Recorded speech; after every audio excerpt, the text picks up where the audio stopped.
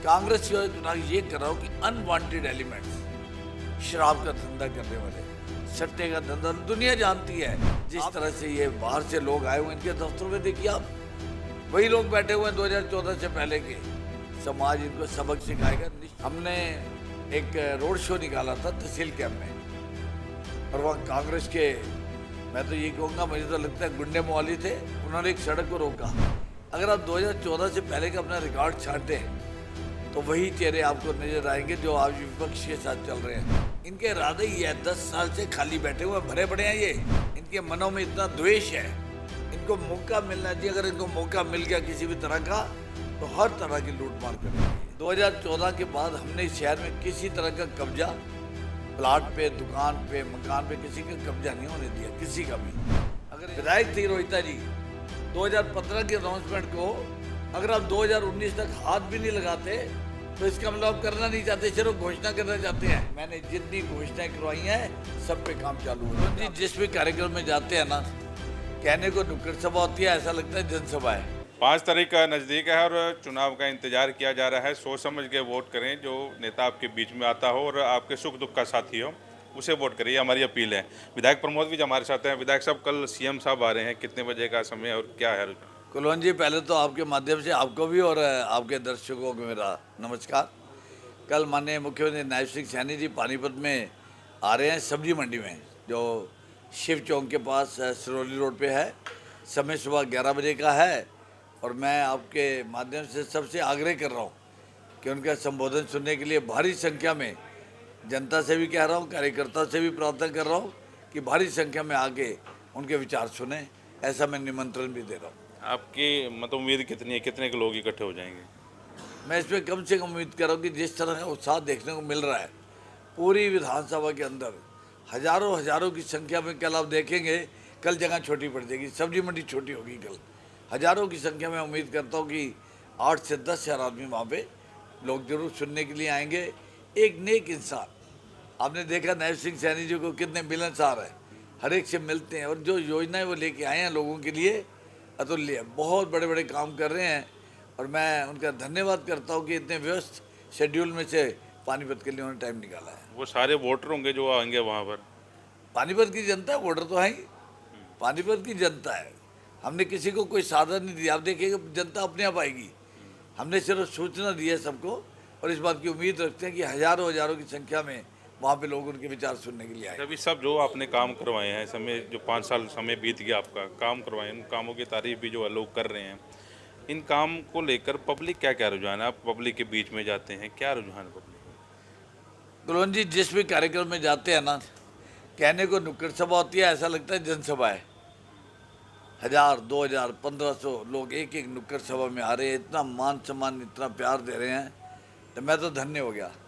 मुझे लगता है कि मैंने जो अपना विजन रखा था, और जो एक बार मैंने घोषणा की थी कि पानीपत के लिए ये काम होंगे, और अब जब मैंने एक यहाँ पे ये बुकलेट जारी किया है, आप इसको कंपेयर करिए उस मेरे विजन के साथ, और आज देखिए क्या वो काम हुए हैं या नहीं हुए हैं। हर एक काम किया है कांग्रेस ने। तो अगर 25 साल कह लो या 70 साल कह लो, जहाँ पे जितने काम किए होंगे इससे 10 गुना काम मैंने 3.5 साल में, क्योंकि 5 साल का कार्यकाल भी मैं नहीं गिनता, 1.5 साल हम सब का एक ऐसी बीमारी में, कोविड में, आपको मालूम है क्या हालात थे, लेकिन 3.5 साल को या 5 साल को इसके अंदर जो मैंने काम किए हैं, कांग्रेस ने 70 साल के अंदर भी ये काम नहीं किया है यहाँ पे। मैं आपका सोशल मीडिया वॉच कर रहा था, जो आपका पेज है उसके ऊपर आपने कटाक्ष कर रखे हैं कि कांग्रेस गुंडों की सरकार है, आगे तो गुंडागर्दी हो जाएगी, कुछ इस तरह की। वो क्या चीज़ है? अब याद करिए, 2014 के बाद हमने इस शहर में किसी तरह का कब्जा, प्लाट पे, दुकान पे, मकान पे किसी का कब्जा नहीं होने दिया, किसी का भी।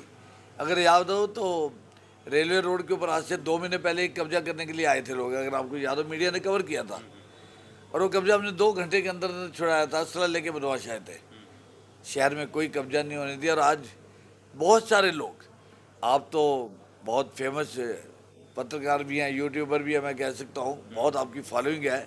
अगर आप 2014 से पहले का अपना रिकॉर्ड छांटें तो वही चेहरे आपको नजर आएंगे जो आज विपक्ष के साथ चल रहे हैं, वही चेहरे हैं। क्या कहना चाहते हैं ये? अभी कांग्रेस में और एक निर्दलीय के कार्यकर्ता में झगड़ा हुआ, चांदनी बाग थाने में रिपोर्ट है, आपने देखा होगा, मीडिया में आया हुआ है। इस समाज को ये क्या देना चाहते हैं?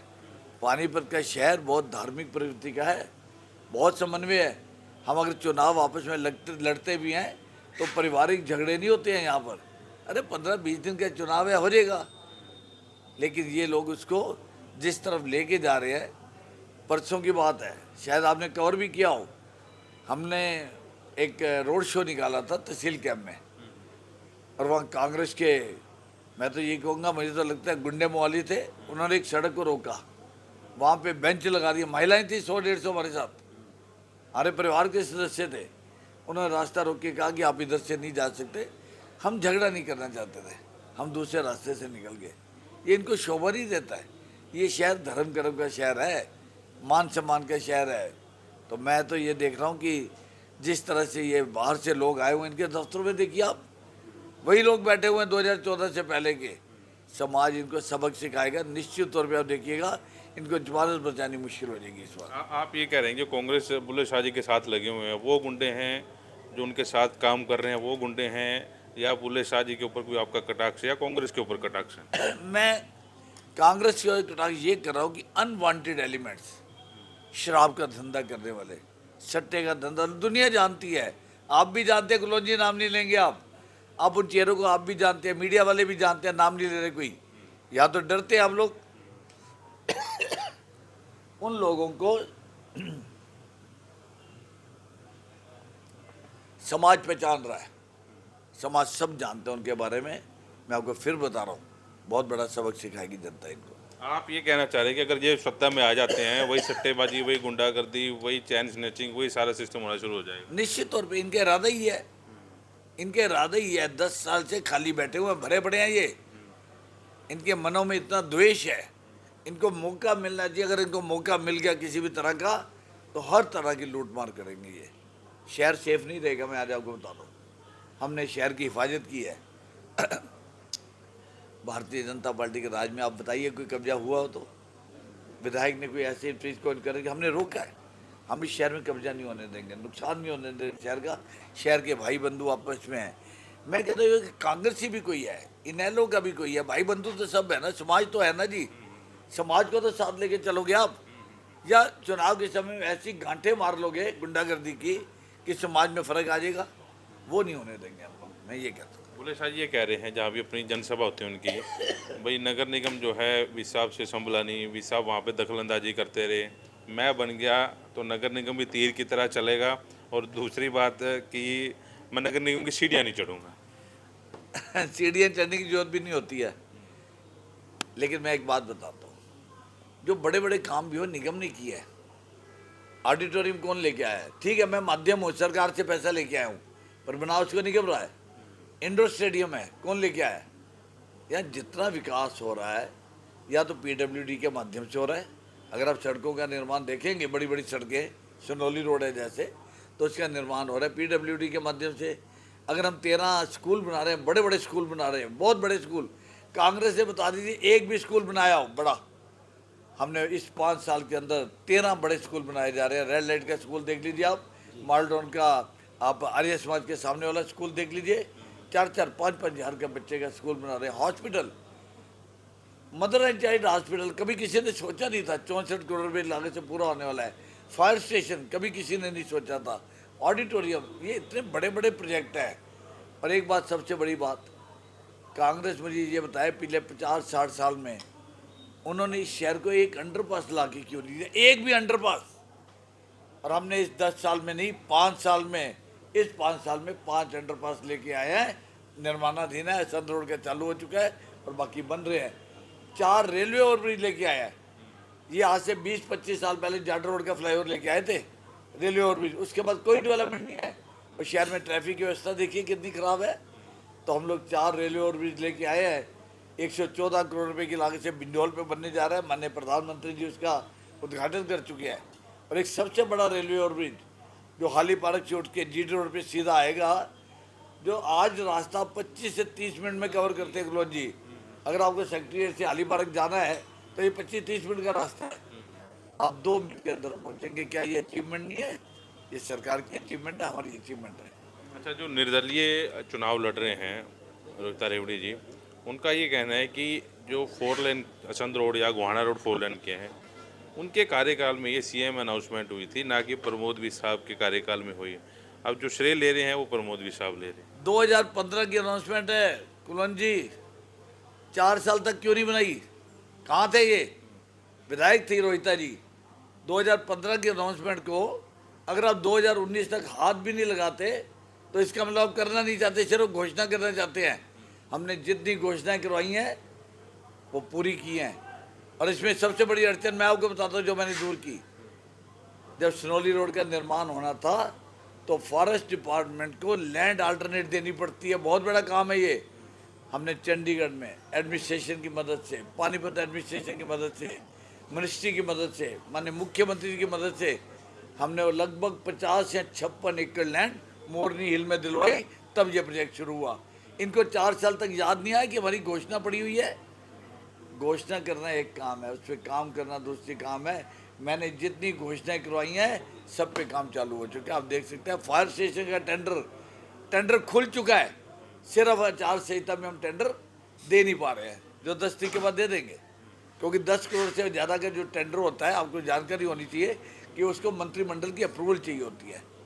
हमने एक बहुत बड़ा प्रोजेक्ट जो भी मैंने बताया रेलवे ओवरब्रिज का, इसका टेंडर लगने की प्रक्रिया, पैसा सब आ चुके हैं, टेंडर लगता है। और हमने आपकी जानकारी के लिए इलेक्शन कमीशन को लिखा कि हमें परमिशन दी जाए कि ताकि इसका टेंडर लगा पाए।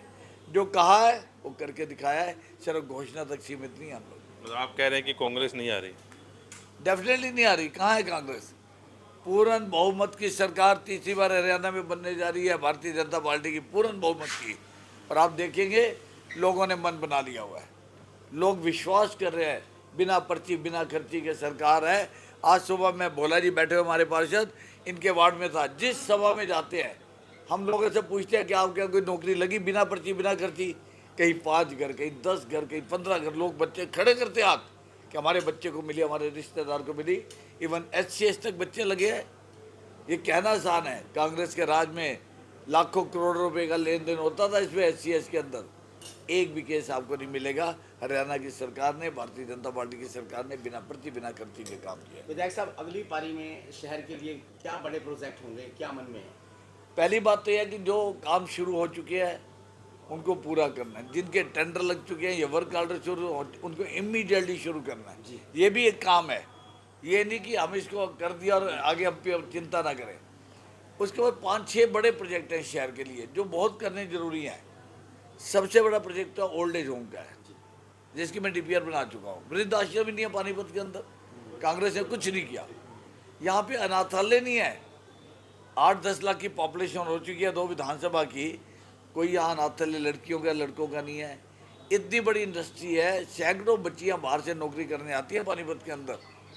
पढ़ी लिखी लड़कियाँ, लाखों रुपए सैलरी है महीने की उनकी, लेकिन उनका रहने का स्थान ही नहीं है। कोई किसी गली मोहल्ले में रहते हैं, वहाँ क्या व्यवस्था है क्या नहीं है, चिंता की बात है। तो हम लेके आए 200 लड़कियों के लिए वर्किंग वुमेन हॉस्टल। ये 4 प्रोजेक्ट तो मैंने ये लिए हैं।